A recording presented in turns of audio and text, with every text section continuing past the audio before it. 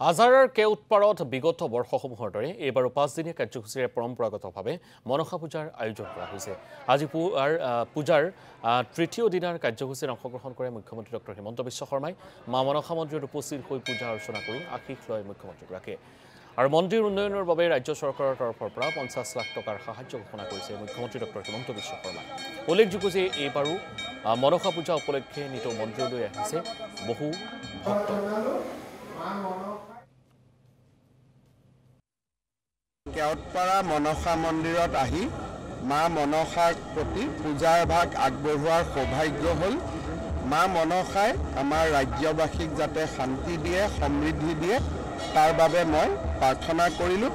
আৰু মই ভাবোঁ যে মা মনসাৰ আশীৰ্বাদত আমাৰ ৰাজ্যখন দ্ৰুত বিকাশ আৰু প্ৰগতিৰ পথত আগবাঢ়িব। কেইটামান সমস্যা আছিল ইয়াত, মই যিখিনি পাৰোঁ মই কৈ দিছোঁ, আপোনালোকে সুধি ল'ব।